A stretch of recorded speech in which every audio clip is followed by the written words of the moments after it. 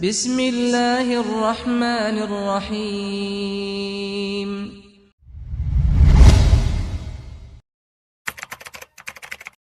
Bismillahirrahmanirrahim. Assalamualaikum warahmatullahi wabarakatuh.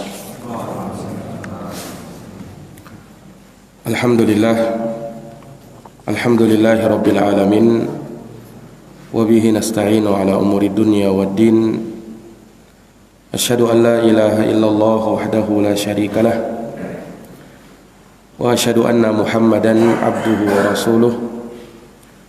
Sallallahu alaihi wa ala alihi wa sahbihi wa man tabi'ahum bi ihsanin ila yaumiddin wa sallama tasliman katsira, amma ba'd. Ikhwani fid din, a'azzani Allah wa iyyakum.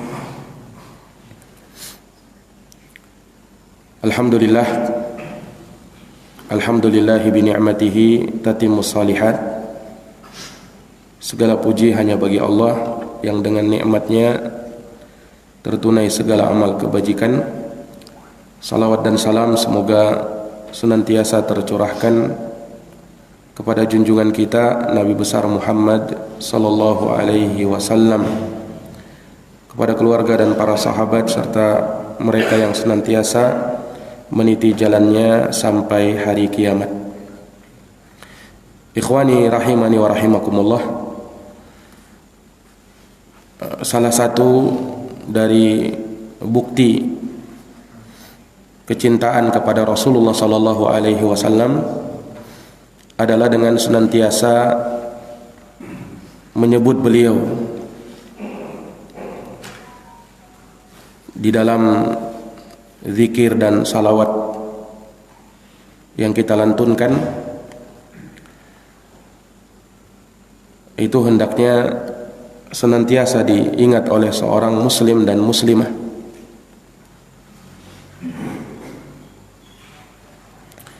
Karena sebagaimana yang dikatakan oleh para ulama, min alamati hubbillahi dawamu dzikrihi. Fa inna man ahabba syai'an aktsara dzikrahu. Di antara tanda kecintaan kepada Allah adalah senantiasa menyebut-nyebut Allah Subhanahu wa taala. Karena orang yang cinta kepada sesuatu, maka dia akan banyak menyebut sesuatu tersebut. Maka demikian halnya kalau cinta kepada Nabi sallallahu alaihi wasallam, maka dia akan banyak menyebut beliau di dalam salawat-salawatnya. Karena itu sebagai tanda dia cinta kepada Nabi. Dan kata para ulama juga, seseorang kalau ingin banyak mengingat nabinya dan ingin banyak bersalawat kepada nabinya, pelajari tentang Nabi sallallahu alaihi wasallam dalam dua kitab. Yang pertama terkait dengan sirah nabawiyah yang alhamdulillah kita pelajari pada malam ini, dan juga dia pelajari tentang syama'il Muhammadiyah. Itu secara khusus penyebutan tentang fisik dan akhlak Rasulullah sallallahu alaihi wasallam yang sangat luar biasa. Maka seseorang yang ingin banyak mengingat Nabi dan mencintai Nabi, ya, dia tidak cukup ya, mempelajari sirah Nabi itu setahun sekali, atau dalam beberapa pertemuan saja. Tetapi hendaknya menjadi hal yang dia rutinkan untuk mempelajari perkara-perkara yang seperti ini, karena Allah Subhanahu wa taala dan Rasulnya tentu sangat cinta kepada mereka-mereka yang berusaha untuk mengenalnya. Dan perlu kita ingat bahwa salah satu dari perkara yang wajib dari setiap muslim adalah ma'rifatun nabi, mengenal nabinya sallallahu alaihi wasallam, ya. Dan itu bisa terrealisasi manakala kita mempelajari sirah beliau dan segala yang berkaitan dengan hal tersebut. Ikhwani fiddin, a'azani Allah wa iyyakum. Di pertemuan sebelumnya kita telah menyelesaikan satu bab di pembahasan tentang ibtidaul wahyi, awal mula turunnya wahyu kepada Nabi. Nah, maka telah kita dapatkan bahwa Rasulullah diangkat menjadi seorang nabi dan sekaligus rasul pada umur 40 tahun. Nah, Allah Subhanahu wa taala memuliakan beliau dengan hal tersebut. Malaikat Jibril datang kepada Rasulullah di Gua Hira untuk pertama kalinya. Kemudian menerima wahyu pertama, yaitu 5 ayat pertama di surat Al-Alaq, Iqra bismi rabbikal ladzi khalaq.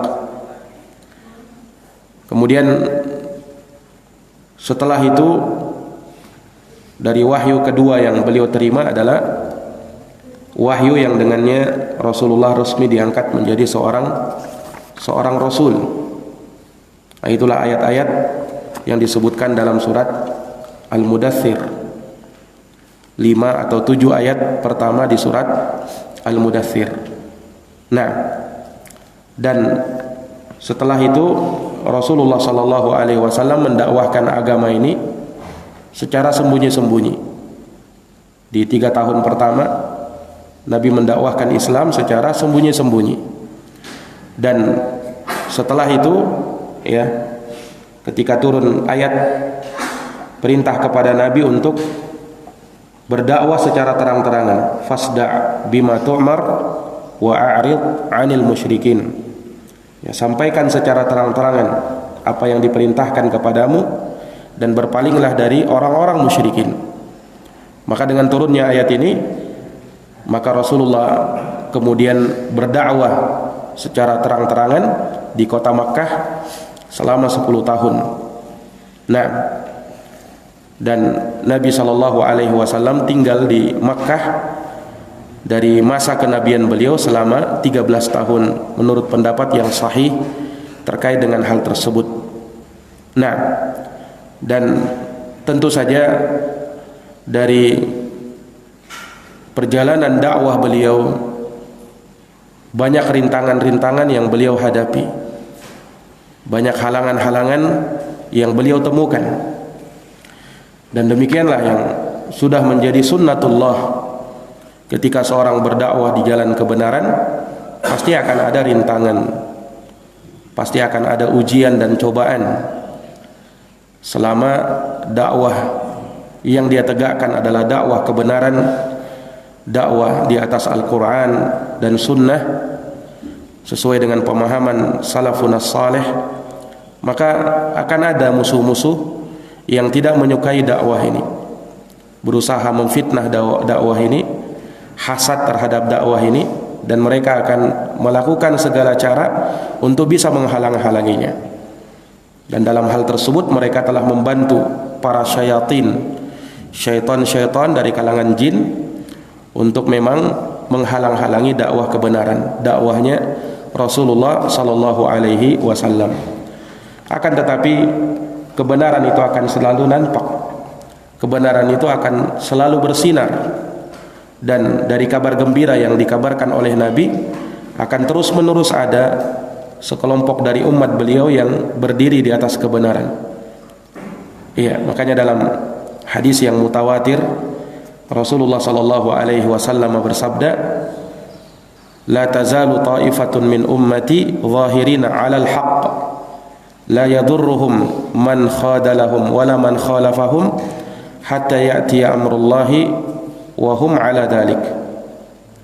Akan senantiasa dan terus menerus ada sekelompok umatku yang mereka berada di atas jalan kebenaran, tidak membahayakan mereka orang yang menyelisihi mereka, orang-orang yang mencemooh mereka, sampai datang keputusan Allah dan mereka tetap di atas perkara tersebut. Ini senantiasa berada di atas jalan kebenaran. Nah, maka setiap masa, ya, dan di setiap zaman akan selalu ada orang-orang yang tegak di atas jalan kebenaran tersebut.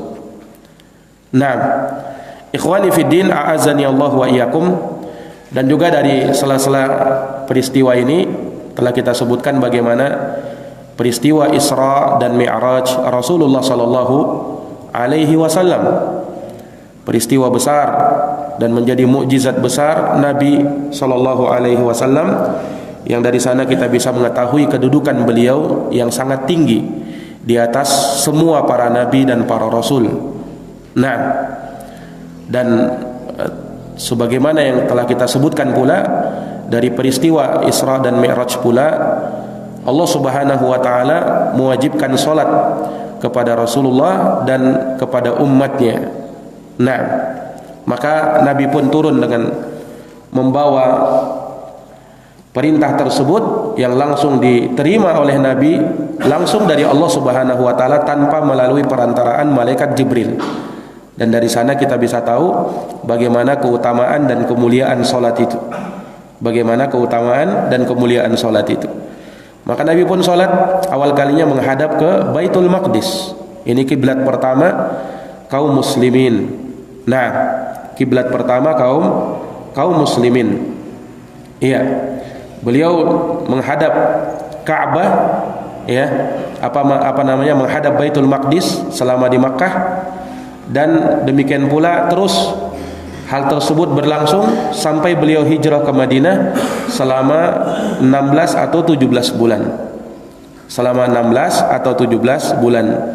Nah, baru setelahnya ketika Nabi berdoa supaya arah kiblat dipindah, maka turun ayat surat Al-Baqarah 144, di mana ayat ini memerintahkan kepada Nabi dan kaum muslimin tatkala itu untuk menghadap ke Ka'bah. Qad nara taqalluba wajhika fis sama falanuwalliyannaka qiblatan tardaha fawalli wajhaka syatral masjidil haram.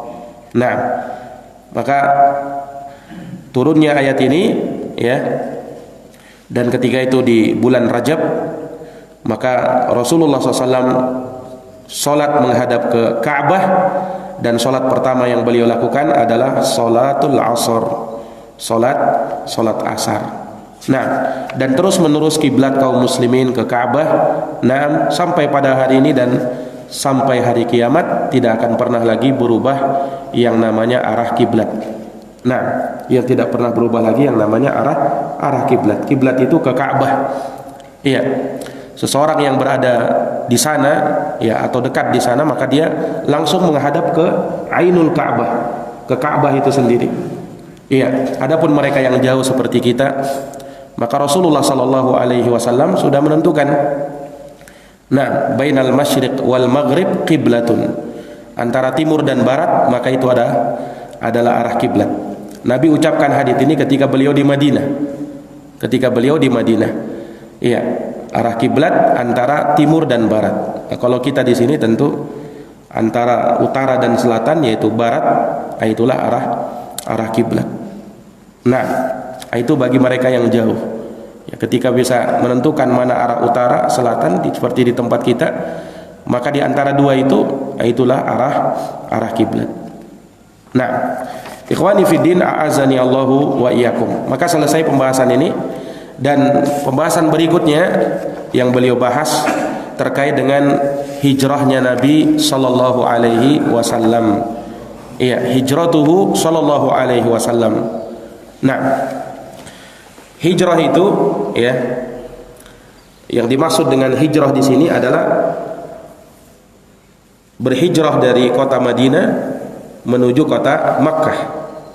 Walaupun kaum muslimin itu pernah mengalami dua kali hijrah. Hijrah pertama tidak bersama Nabi, ya, dari kota Makkah ke negeri Habasyah. Nah, ke negeri Habasyah itu hijrah pertama. Nah, kemudian hijrah yang kedua, itu hijrah yang Nabi SAW juga ikut berhijrah bersama para sahabatnya dari kota Makkah menuju kota Madinah. Nah, hijrah itu secara bahasa diambil dari kata al-hajar yang bermakna at-tark. At-tark artinya meninggalkan. Nah, jadi orang yang berhijrah secara bahasa artinya orang yang meninggalkan. Iya. Dan menurut syariat, istilah syariat sebagaimana yang disebutkan oleh Syekh Muhammad bin Abdul Wahhab An-Najdi rahimahullahu taala dalam kitabnya, dalam risalahnya Salasatul Usul. Kata beliau bahwa al-hijratu al-intiqal min baladis syirki ila baladil Islam. Yang namanya hijrah itu adalah berhijrah, berpindah dari negeri kemusyrikan menuju kepada negeri Islam. Iya, dan hijrah itu akan terus menerus sampai hari kiamat. Sekalipun kota Makkah dan Madinah bukan lagi menjadi kota, atau tidak lagi disifatkan kota Makkah itu sebagai kota kufur, karena sudah menjadi negeri Islam. Makanya disebutkan dalam hadis la hijrata ba'dal fath. Tidak ada lagi hijrah setelah Fathu Makkah. Ya, maksudnya sebab Makkah sudah menjadi apa? Menjadi negeri Islam. Sementara orang yang berhijrah itu dari negeri kekufuran menuju kepada negeri Islam. Dahulu Makkah karena dikuasai oleh orang-orang musyrikin, Makkah adalah negeri kufur dahulu. Nah, makanya Nabi berhijrah dari sana ke kota Madinah. Ke kota Madinah. Nah, namun setelah terjadinya Fathu Makkah pada tahun 8 Hijriah, maka kota Makkah sudah menjadi negeri Islam. Maka Rasulullah menetapkan la hijrata ba'dal fath. Tidak ada lagi hijrah setelah Fathu Makkah, yaitu ditaklukkannya kota Makkah dan berhasil dikuasai oleh kaum muslimin. Nah, maka itu hijrah. Dan hijrah secara umum itu yaitu orang yang meninggalkan kebiasaan yang buruk menuju kepada kebiasaan yang baik. Nah, itu secara umum. Makanya disebutkan dalam hadis al-muhajir man hajara ma nahallahu anhu. Orang yang berhijrah itu adalah orang yang berhijrah meninggalkan perkara yang dilarang oleh Allah Subhanahu wa taala. Ya, seorang dahulunya mungkin berada di masa-masa yang tidak mengenal agama atau tidak perhatian terhadap agama. Nah, kemudian dari sana dia berhijrah. Iya. Yani dia tinggalkan kebiasaan-kebiasaan lamanya yang mungkin banyak dipenuhi dengan kelalaian, keteledoran, bermudah-mudahan atau bahkan bermaksiat. Dia berhijrah dari itu semua ya, menuju kepada jalan sunnah, jalan kebenaran, jalan ketaatan, dan lebih mentaati dan dekat kepada Allah Subhanahu wa taala. Itu juga disebut dengan hijrah. Nah, dan berhijrah itu ya hukumnya adalah wajib, baik hijrah secara umum maupun hijrah secara khusus dari negeri kufur kepada negeri Islam. Kenapa? Ya karena Allah Subhanahu wa taala perintahkan untuk berhijrah. Ya bahkan masyhur ya dalam hadis Umar bin Khattab riwayat Bukhari dan Muslim, ya dikenal dengan haditsun niyah, tentang hadis niat,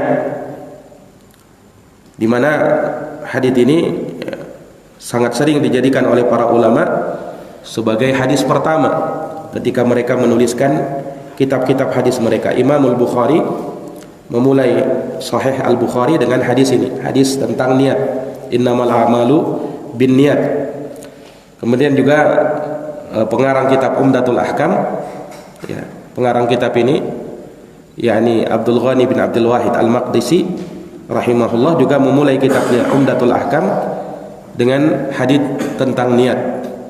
Iya, juga dalam kitabnya Riyadhus Shalihin Imam An-Nawawi memulai kitabnya Riyadhus Shalihin dengan hadisun niyah, dan juga dalam kitab Al-Arba'in An-Nawawiyah.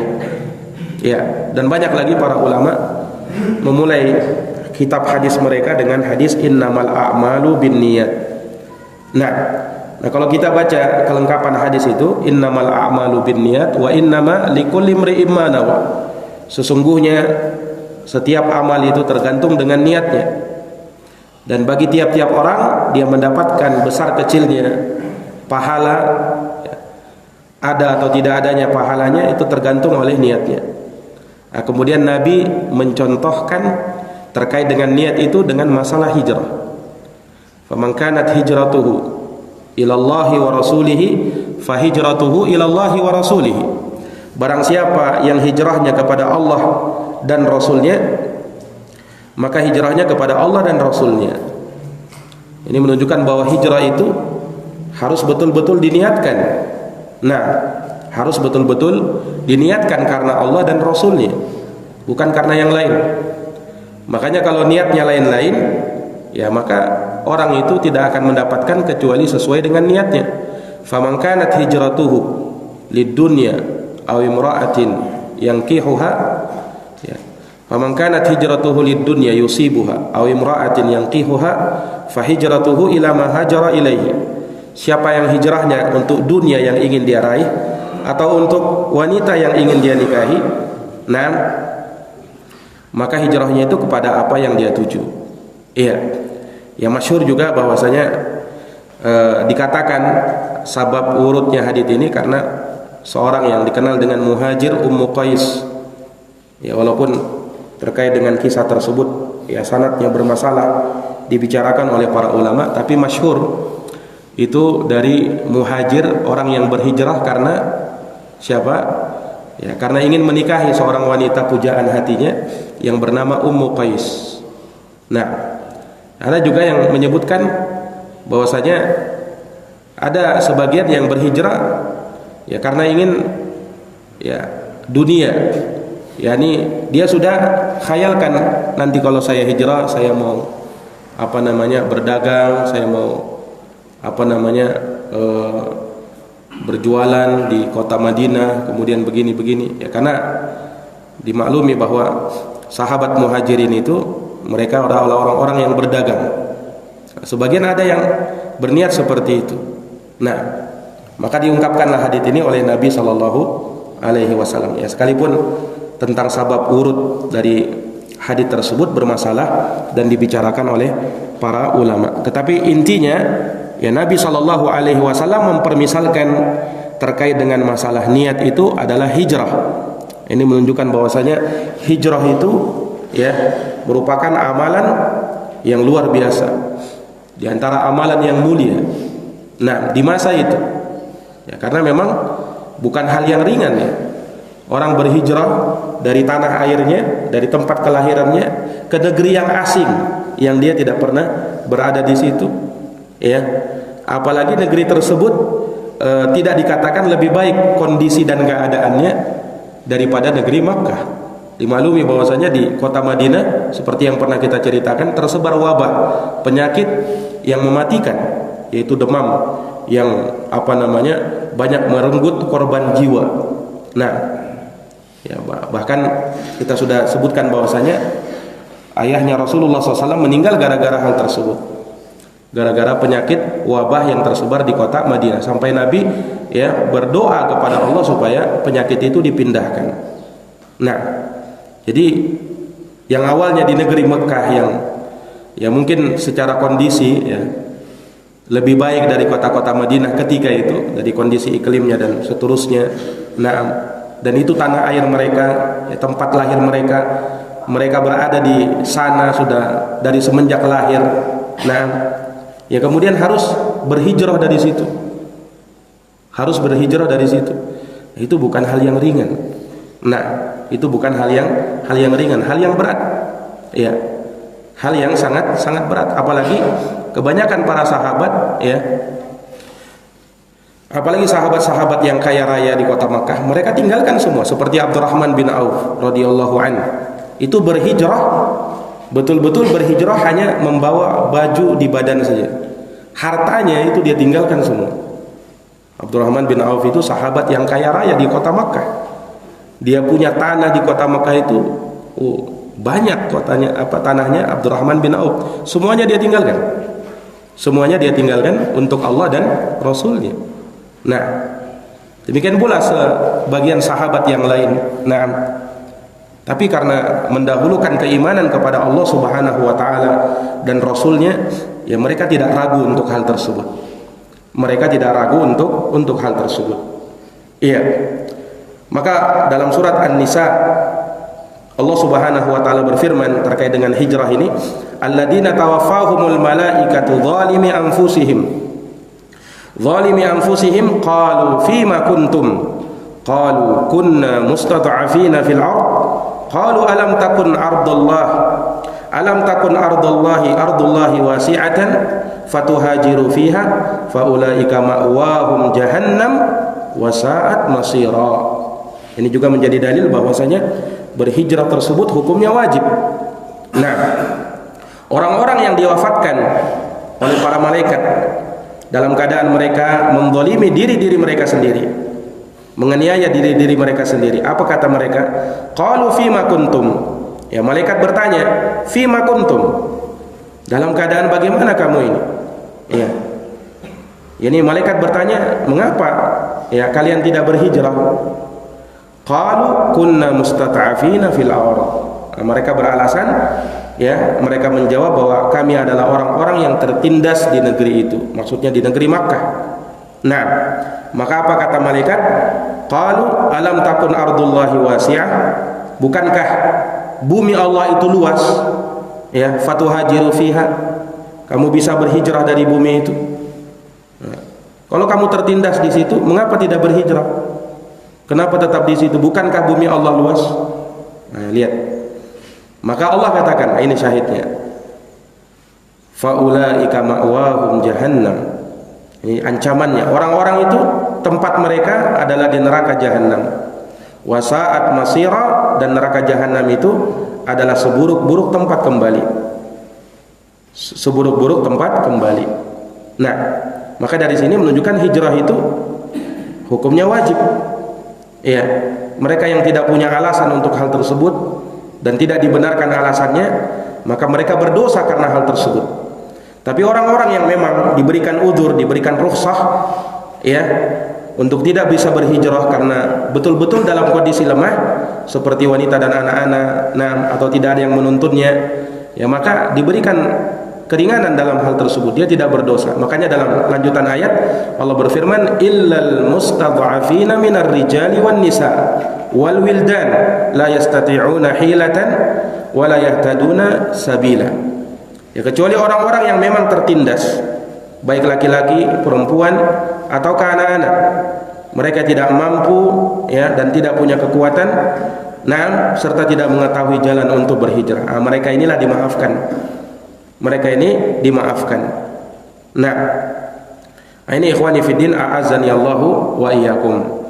Taib. Dan yang namanya hijrah itu, ya, terus berlaku di sepanjang masa hingga hari kiamat. Hingga hari kiamat. Iya. Adapun sabda Nabi la hijrata ba'dal fath itu hanya terbatas menunjukkan bahwasanya kota Makkah itu bukan lagi tempat orang berhijrah dari situ. Karena kota Makkah sudah menjadi apa? Sudah menjadi negeri Islam. Iya, makanya Nabi bersabda, la tanqati'ul hijratu hatta tanqati'u at-taubatu. Wa la tanqati'u at-taubatu hatta tatlu asy-syamsu min maghribiha. Nah, Rasulullah sallallahu alaihi wasallam bersabda, hijrah itu tidak akan terputus kewajibannya sampai taubat telah terputus, yakni pintu taubat sudah ditutup. Ya, jadi selama itu, ya, berarti hijrah masih terus ada dan diwajibkan oleh Allah Subhanahu wa taala. Nah, makanya seorang ketika dia berada di negeri yang bukan negeri Islam, kewajibannya adalah berhijrah dari negeri tersebut. Iya. Dan seorang muslim ketika dia berada di negeri Islam, jangan justru sebaliknya dia tinggal ke negeri kekufuran, ke negeri-negeri barat yang kebanyakannya tidak menerapkan Islam. Iya, kecuali kalau memang dengan alasan-alasan yang dibenarkan, ya, seperti alasan berobat atau ada studi terkait dengan pelajarannya, ya, dan juga ditetapkan syarat-syarat yang lain, dia bisa menjaga agama dirinya dalam berada di negeri tersebut, atau dengan alasan berdagang dan dia bisa menjaga agamanya, dia bisa menerapkan agamanya. Nah, ya, baru diperbolehkan untuk seseorang mendatangi apa negeri-negeri kekufuran. Adapun kalau sekedar jalan-jalan, nah tanpa ada ya maka dilarang untuk seseorang bepergian ke negeri-negeri kekufuran. Sebagian orang ya ketika dia mau apa namanya jalan-jalan ya mau tamasya negeri pilihannya ke negeri kekufuran. Ya kalau cuma itu dilarang oleh agama. Nah, yang diperbolehkan kalau memang ada hajat keperluan yang mendesak, yang tidak boleh tidak dia harus pergi ke situ. Nah, ya kenapa? Karena itu menyalahi hijrah. Harusnya ya dia berhijrah dari negeri kufur itu kepada negeri Islam. Nah, ini ikhwani fillah a'azani Allahu wa iyyakum. Baik, maka hijrah itu tidak akan terputus kata Nabi sampai taubat itu terputus. Yani pintu taubat sudah ditutup oleh Allah Subhanahu wa taala dan pintu taubat tidak akan terputus sampai matahari terbit dari arah barat. Ya, taubat itu tidak akan terputus, artinya terus dibuka. Siapa yang mau bertaubat, silahkan bertaubat. Selama nyawa belum sampai di tenggorokan, sebagaimana dalam hadis yang lain, innallaha yaqbalu taubata 'abdin ma lam yugharghir. Allah itu menerima taubat seorang hamba selama nyawanya belum sampai ke tenggorokan. Dan yang kedua ini berlaku di akhir zaman ya, yang menjadi tanda besar dari tanda-tanda kiamat kubra, yaitu tulu'us syams min maghribiha, terbitnya matahari dari arah barat. Maka ketika itu sudah tidak berguna lagi yang namanya taubat, pintu taubat sudah ditutup. Tapi subhanallah ketika itu diceritakan dalam hadis, semua orang bertobat. Bukan hanya orang-orang beriman, bukan hanya orang-orang Islam, tapi orang-orang yang di luar Islam juga taubat kembali kepada Islam ketika matahari sudah terbit dari barat. Tapi apalah guna taubat ketika itu, karena sudah tidak ada lagi yang namanya taubat. Yang kafir tetap kafir, yang Islam tetap berada di atas keislamannya. Bahkan disebutkan ada binatang melata yang keluar, dialah yang mencap orang-orang, menandai orang-orang ya, ini kafir, ini muslim. Itulah dabbah yang juga menjadi salah satu tanda besar hari kiamat, yang kata para ulama itu muncul ya di saat-saat matahari terbit dari arah barat. Binatang tapi mampu bisa berbicara kepada manusia. Ada yang mengatakan dabbah itu adalah jassasah yang pernah dijumpai oleh Tamim bin Aus Ad-Dari ketika terdampar di Pulau Dajjal itu. Dia berjumpa dengan jassasah itu kan, makhluk yang sangat lebat bulunya sehingga tidak ditahu mana depannya mana belakangnya, saking lebatnya.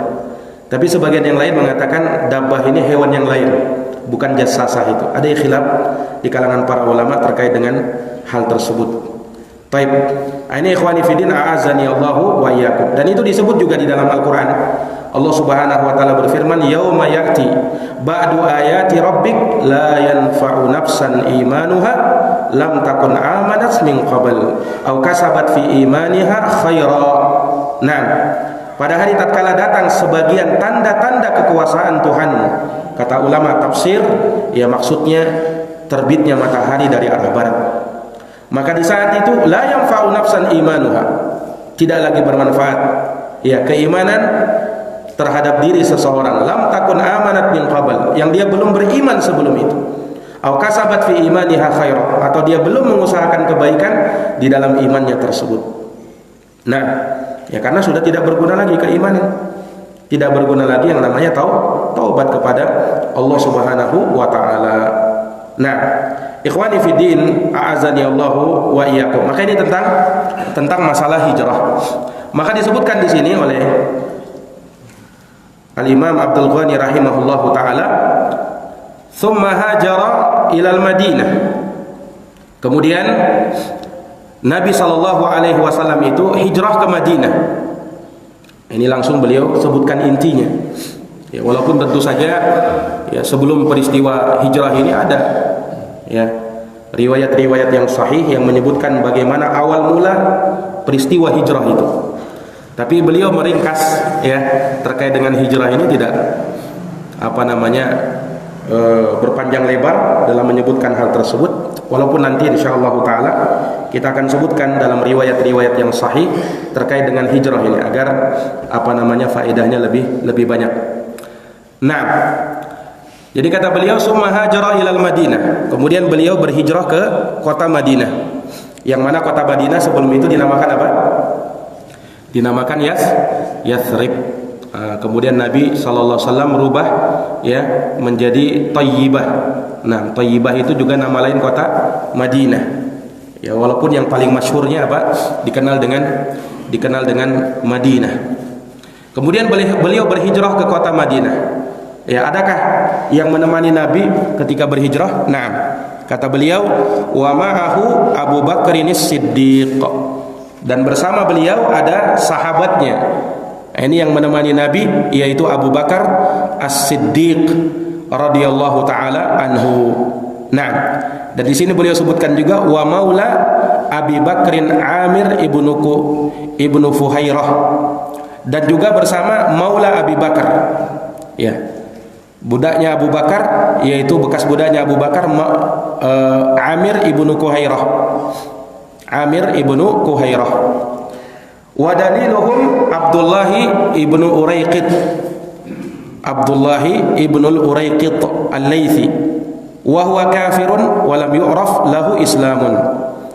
Dan penunjuk jalan mereka, dalil mereka, dalil itu secara bahasa artinya penunjuk. Ya, penunjuk jalan. Jadi kalau orang bilang dalil artinya penunjuk jalan. Nah, ini dalilnya mana? Ya, biasa dalil, ini dalilnya. Orang yang tahu arah jalan. Ya. Itu namanya dalil juga. Nah, kalau biasa kita gunakan dalil itu kan ya, dalil maksudnya Quran hadis. Tapi jangan heran kalau ada orang bilang dalil maksudnya dalil penunjuk jalan. Yang tahu apa namanya arah jalan ya, alamat dan seterusnya, itu namanya dalil juga. Dalil secara apa? Secara bahasa ya. Maksudnya dalil itu kan penunjuk. Dari kata dalla yadullu, man dalla ala khairin falahu ajrun ka ajri fa'ilih. Barang siapa yang menunjuki orang, man dalla, barang siapa yang menunjuki orang kepada kebaikan, baginya pahala seperti pahala orang yang mengerjakannya. Jadi dalil itu penunjuk jalan. Nah, penunjuk jalan mereka, karena Nabi ketika hijrah bersama Abu Bakar, mereka tidak melalui jalan yang biasa dijalani oleh orang-orang. Ya, kenapa? Ya karena Nabi ketika itu dikejar oleh orang-orang musyrikin. Nah, maka Nabi dan Abu Bakar menempuh jalan yang lain yang tidak biasa dilalui oleh orang-orang. Nah, ketika itu ya mereka perlu penunjuk jalan yang memang kenal, tahu jalan-jalan, ya istilahnya jalan-jalan tikus yang bisa apa namanya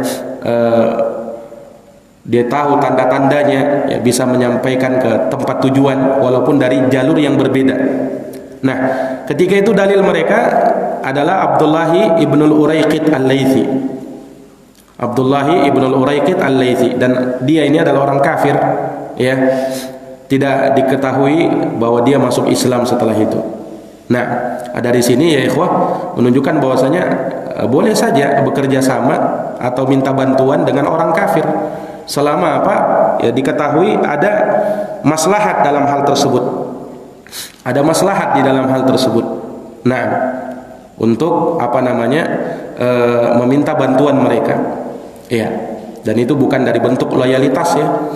Nah, itu harus dipahami, dan ini banyak tidak dipahami oleh orang-orang, sebagian orang-orang yang bersemangat di dalam agama ya. Nah, tetapi tidak mengerti agama itu dengan baik. Ya. Ini bukan bentuk loyalitas, tetapi ini hanya minta bantuan. Nah, yang sama kejadian pernah di apa namanya di Saudi ya, ketika para ulama memfatwakan. Nah, Saudi ketika itu minta bantuan kepada Amerika ya untuk menghadapi apa namanya Saddam ketika itu di Irak ya, karena mereka mau menggempur negara Saudi ketika itu ya, maka pemerintah Saudi dan difatwakan oleh para ulama minta bantuan kepada Amerika. Nah, ini sebagian orang-orang pergerakan ya langsung mencela para ulama ketika itu, padahal Syekh bin Baz memfatwakan, para ulama lain memfatwakan. Jadi antara dalil mereka ini ya, itu bukan bentuk loyalitas, tapi sebagian orang yang pendek pemikirannya, nah dia katakan, wah inilah apa namanya ulama-ulama yang sesat katanya. Nah, Ya padahal dalam hal tersebut itu tidak ada ya bentuk-bentuk loyal kepada orang-orang kafir. Kita dilarang untuk loyalitas menanamkan kecintaan kepada orang-orang kafir memang. Nah, tetapi hanya sekedar minta bantuan itu tidak menafikan loyalitas. Sebagaimana Nabi ketika berhijrah, beliau minta bantuan kepada orang kafir juga, Abdullah ibnul Uraiqid. Dan beliau di sini adalah orang kafir dan tidak diketahui keislamannya. Tidak diketahui apakah dia masuk Islam setelah itu ataukah tidak. Nah, ini ikhwani fillah a'azani Allahu wa iyyakum. Dan beliau tinggal di kota Madinah selama 10 tahun. Selama 10 tahun. Kenapa 10 tahun? Ya karena setelah itu Rasulullah SAW dipanggil oleh Allah Subhanahu wa taala. Iya. Nah, dari sini ikhwani fiddin kita bisa mendapati kemuliaan sahabat Abu Bakar As-Siddiq radhiyallahu anhu. Sahabat Abu Bakar As-Siddiq itu sahabat yang paling utama ya dari sahabat Rasulullah bil ijma' menurut kesepakatan kaum muslimin. Tidak ada perselisihan di kalangan kaum muslimin. Yang menyelisih hanya orang-orang Syiah saja. Ya, yang memang membenci ya dan bahkan mengkafirkan Abu Bakar As-Siddiq. Nah, iya, maka ini salah satu dari keutamaan dan kemuliaan Abu Bakar. Wa illa Abu Bakar punya keutamaan yang sangat banyak. Punya kemuliaan yang sangat banyak. Nah, dan sangat banyak pujian-pujian Rasulullah SAW untuk Abu Bakar. Siapa nama Abu Bakar? Siapa nama Abu Bakar? Ada yang tahu? Siapa? Hah? Muhammad? Siapa nama Abu Bakar? Masa tidak tahu nama Abu Bakar? Abdullah ibnu Utsman. Ingat itu ya. Nama Abu Bakar siapa? Abdullah bin Utsman. Kita kan banyak kenalnya Abu Bakar. Abu Bakar itu kunya. Abu Bakrin As-Siddiq itu julukannya, gelarnya. Iya. Nama beliau adalah Abdullah. Bapaknya namanya Utsman. Itu yang dikenal dengan nama kunyahnya Abu Quhafah. Beliau Abdullah bin Abi Quhafah Utsman. Abu Utsman itu namanya Abu Quhafah. Bapaknya Abu Bakar. Abu Quhafah juga Muslim, tetapi beliau masuk Islam nanti di akhir-akhir di peristiwa Fathu Makkah. Abu Quhafah itu masuk Islam, bapaknya Abu Bakar. Bahkan dibawa oleh Abu Bakar untuk bersyahadat di hadapan Nabi Sallallahu Alaihi Wasallam. Iya. Dan Abu Bakar ini juga sahabat yang dijamin masuk surga. Minal mubasysyirina bil jannah. Termasuk sahabat pertama lagi yang disebut oleh Nabi masuk surga, Abu Bakrin fil jannah. Abu Bakar itu tempatnya di dalam surga. Nah, bahkan disebutkan dalam hadis yang lain, Abu Bakar itu mendapat kemuliaan untuk dipanggil nanti pada hari kiamat dari semua pintu surga. Pintu surga itu ada 8 pintu surga. Nah, seorang yang beramal sesuai dengan amalan yang dia banyak tekuni, dia akan dipanggil dari pintu tersebut. Orang yang banyak sholat akan dipanggil dari pintu babus sholat, pintu sholat. Orang yang banyak sedekah akan dipanggil dari pintu sedekah. Orang yang banyak puasa dipanggil dari pintu apa namanya? Pintu Rayyan. Nah, iya. Maka Abu Bakar radhiyallahu anhu bertanya kepada Nabi, ya Rasulullah, apakah ada orang yang dipanggil dari semua pintu itu? Ya kalau dari pintu khusus ya itu biasa ya kan. Tapi ada enggak orang yang dipanggil dari semua pintu itu? Kata Nabi, "Na'am, ada." Dan aku berharap antakuna minhum, agar kamu wahai Abu Bakar itu masuk dari mereka. Yani Abu Bakar termasuk dari orang yang dipanggil dari semua pintu itu. Dari 8 pintu surga, Abu Bakar ya terserah mau arah pintu mana saja yang beliau kehendaki. Nah, ini ikhwani fiddin a'azani Allahu wa iyyakum. Baik, mungkin ini yang bisa kita paparkan, dan terkait dengan kisah hijrah insyaallah taala akan kita jabarkan di pertemuan yang akan datang biidznillah taala. Wallahu taala alam bisawab. Subhanakallahumma wa bihamdika asyhadu an la ilaha illa anta astaghfiruka wa atubu ilaik.